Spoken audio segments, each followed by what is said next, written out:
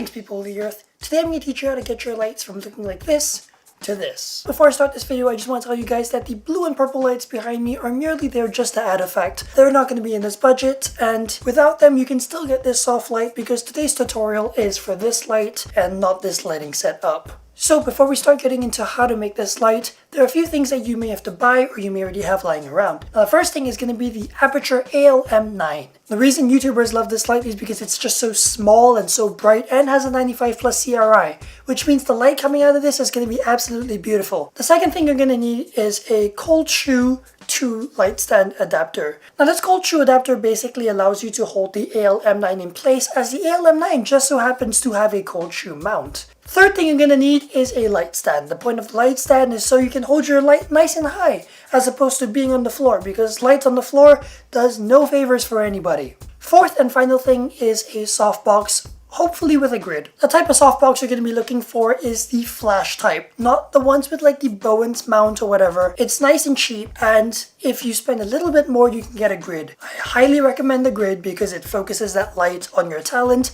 and not spreading all over that background. Now that you have all this stuff, it's time to teach you guys how to build this light setup. First, you're going to want to put the AL-M9 onto the cold shoe adapter. I normally have my AL-M9 without any of the diffusion panels because that's just how the light is the brightest. When you put the diffusion panel on, I feel that it really softens that light too much and it just doesn't look as bright as it should. The next step is to put the cold shoe adapter and the light on top of the light stand and tighten it in so that you can have the light nice and high up in the air. Finally, you're going to want to take the umbrella mount of the softbox and stick it through the hole of the cold shoe adapter and zip it up from the bottom, and then begin to place your softbox in as well as your grids. So those were like incredibly simple steps. In fact, the only reason I managed to figure out this light setup was because I just found spare parts lying around in my room and I decided to put something together one day, and this just so happens to be my temporary lighting setup. So this is the light that you're pretty much going to get from that setup. It's not perfect, there are some flaws with it, but for what it is and how much it costs, it definitely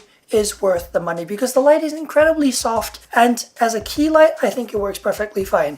If you want to do fancy things like add a fill light or add a hair light, you're welcome to do that, but this tutorial is just for this key light. On to the negatives. If you have built this light along with this tutorial, you will know that the only way to reach the light, to adjust or turn off the light, is to remove the whole softbox or unzip it from the bottom. Now that's incredibly annoying, especially because the AL-M9's battery life isn't the greatest at max power, but the benefit to that is you don't have any batteries hanging down, so you can pretty much move this lighting setup anywhere you go, provided you have batteries in your light. If you want a more permanent power solution with this setup, you can turn the light on and constantly charge the light with a micro USB to a power bank at all times. Nothing's gonna happen to the light, it will still stay on and it works fine, except you're forever gonna have a power bank hanging from the bottom of your light. Another problem I see is that the softbox is an octagon shape. So because of that, you're not going to get that really nice circular look in your eye. You're going to get more of a shape in your eye. And even though it works and not everyone really looks at it, a few filmmakers may see this and be like, hey, why is the light in your eye not circular and it just doesn't look natural?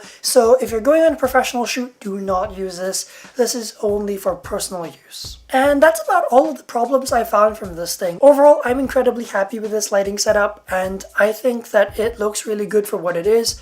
In terms of pricing, it's not even that damaging to the wallet, and I feel that if you really cannot afford a $700 to $1,000 light, this is definitely the way to go. In terms of the AL-M9, you can use other lights in there, which are cheaper, but the CRI of those lights may not even be as high, so the quality of light probably will not be as good. I really hope you learned something from this video, and I hope that it helped your budget a little bit if you're a small-time filmmaker. And that's all from me. I'll see you guys next time. Bye!